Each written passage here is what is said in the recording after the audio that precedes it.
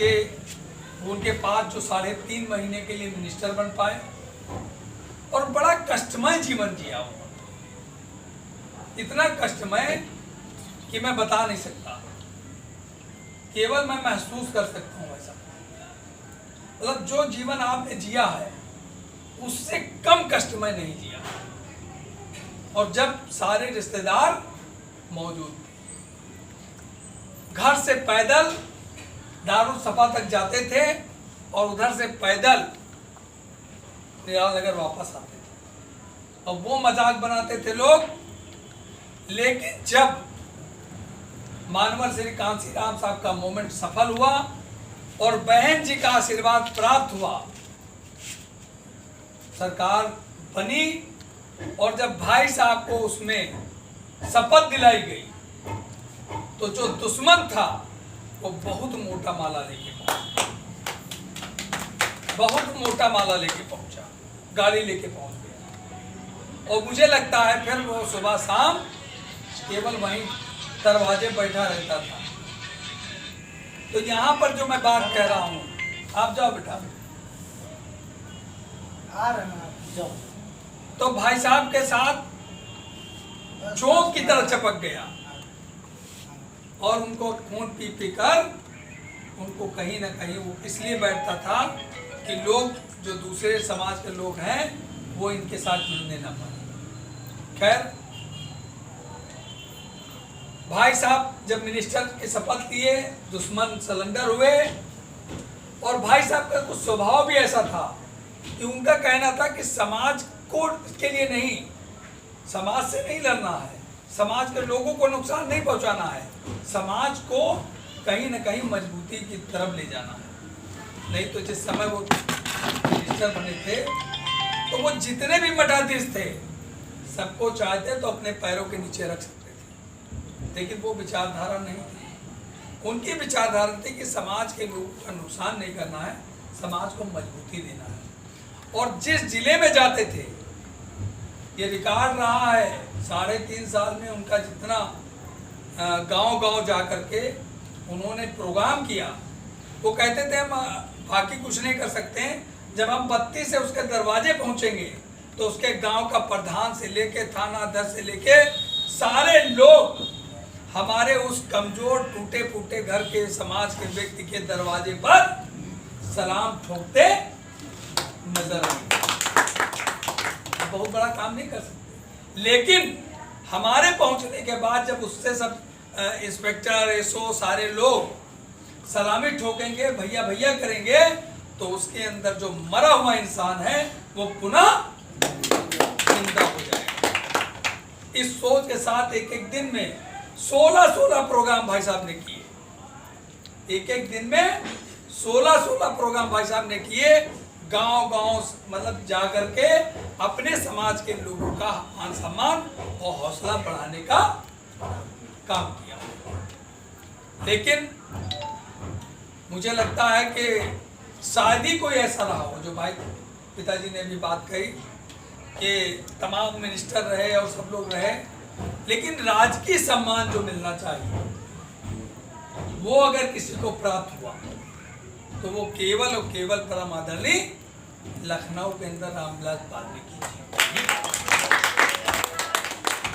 और मुझे लगता है कि जब ये खत एक्सपायर हुए तो हम लोग कनवा खेड़ा प्रोग्राम में थे, और जब मैंने ये खबर सुनी तो मैं वहां से जब लौट रहा था तो कई बार मेरे झपकी आ गई कि गाड़ी जो थी वो बहक गई,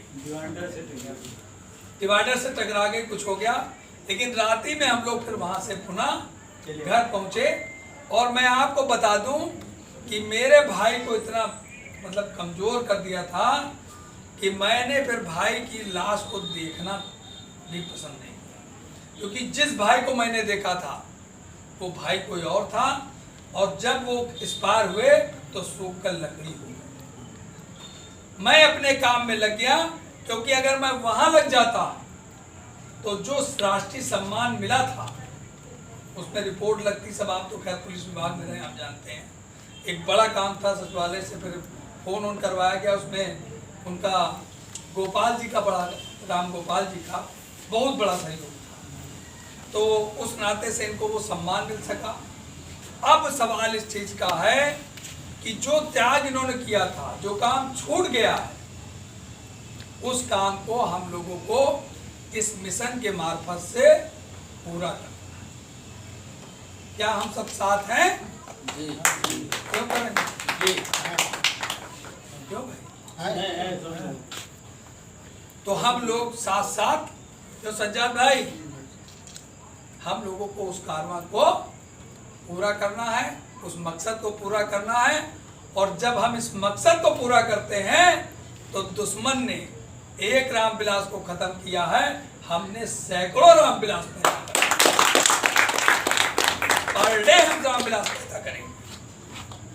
और दुश्मन ये जानता है कि भाई साहब जो कहते हैं हंसी नहीं है, दुश्मन जानता है कि आरसी वाल्मीकि वो वृक्ष है कि अगर एक काटोगे तो 10 शाखाएं मिलेंगी। तो यहाँ पर हम एक मकसद, एक मिशन को लेके चल रहे हैं। जो कारवां है, जो मकसद है, जो सोच है, उसे हमें सफल करना। मैं इसी चंद बातों के साथ, टाइम ज़्यादा हो गया है, तमाम लोगों को कहीं ना कहीं जाना है ना। जो लोग जाना चाहते हैं उनको हम चाहेंगे कि वो अपना काम भी देखें। और बाकी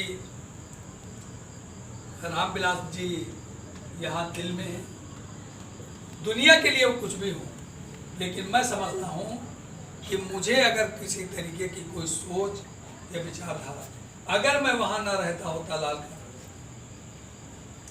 तो मैं भी कहीं जुआ खेल रहा होता, कहीं शराब पी रहा होता, कहीं कुछ कर रहा होता। आज हो सकता है कि कुछ पैसा इधर उधर मीटिंग्स में उसमें लगाता हूँ, लेकिन वो जो आरसी वाल्मीकि वो जो था, जो इस मूवमेंट से पहले, वो फिर पता नहीं क्या होते, तो पता चलता पापा हमारे जो है हमारा कर्जे अदा कर रहे होते, हम जुआरी होते, शराबी होते, पता नहीं क्या होता। लेकिन आज हम जिस लाइन पे हैं, वहाँ पर हम लोग ये कह सकते हैं कि सबसे महत्वपूर्ण बात ये है कि आज हम अपने परिवार के साथ हैं। और कितना भी हमको लगता है कि हमारे लोगों के साथ दिक्कतें आ जाए, हमारा परिवार हमारे साथ खड़ा रहता है, तो फिर लड़ने की बड़ी ताकत है। लोगों को लगता है कि अलग हो जाए, ये हो जाए, वो हो जाए, आपस में लड़ते फिरते सब कुछ है। मैं आज परिवार का बड़ा शुक्रगुजार हूँ। और ख़ास करके जो भी भाई साहब ने बात कही कि नंदिनी गौतम में एक सोच है, वो अभी थोड़ा समय बीतने दीजिए। मुझे लगता है नंदिनी गौतम भी इस मोमेंट में काम करती नज़र आएंगी। अभी धीरे धीरे तैयारी चल रही है उनकी, और उनके दिमाग में जो सोच है, जो मैं इधर 1 महीने रहा हूँ, तो ये नहीं कि पड़ोसी के घर में, वो कहते नहीं क्या वकील साहब कि हर आदमी चाहता है भगत सिंह पड़ोसी के घर में पैदा हो। मैं ये चाहता हूँ कि मायावती भी हमारे ही घर में पैदा हो, कोई दिक्कत नहीं है। हर तरीके से हम लोग तैयार हैं। और समाज में बाबा साहब अम्बेडकर ने कहा था, जिस समाज की महिलाएं तैयार नहीं होंगी, लड़कियां तैयार नहीं होंगी, वो समाज कभी डेवलप नहीं कर सकता। तो आगे देखा जाएगा, अभी तो बातचीत चल रही है। क्यों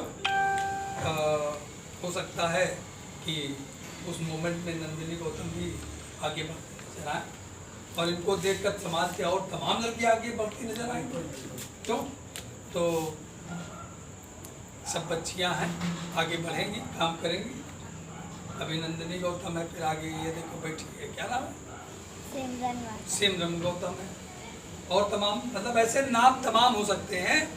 लेकिन सावित्रीबाई फूले और माता रमाबाई अंबेडकर बहन जी, इन लोगों को जरूर इनकी जीवनी पढ़ करके फिर मोमेंट की तरफ चले, जिससे कि छोटा सा झटका आपको, अपमान से आपको खुश होना है।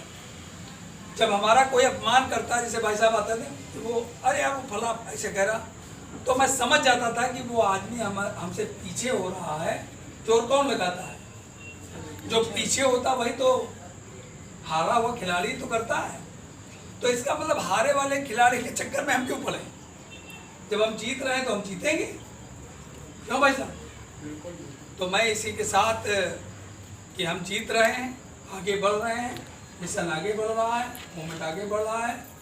धर्म जी, संतोष जी, जीवन जी, करण जी और सारे साथी हमारे, सज्जाद भाई, सारे लोग दिल से हमारे साथ खड़े हैं। और बड़े भाई तो खैर हमारे बस पूछिए नहीं, जितना कहा जाए कम है। तो क्यों सचिन भाई, ठीक है ना? मैं यहीं से अपनी बात को विराम देता हूँ और सचिन जी से कहूँगा कि आएँ और भाई पुष्प अर्पित कर दें।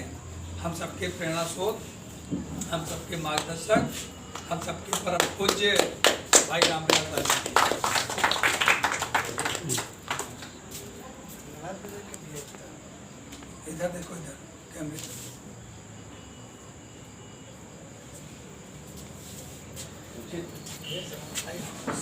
मैं अपनी बात में ही विराम देता हूँ और सभी का धन्यवाद देता हूँ कि ऐसे मौके पर आते हैं, विचारों का आदान प्रदान होता है, सबसे कुछ सीखने को मिलता है।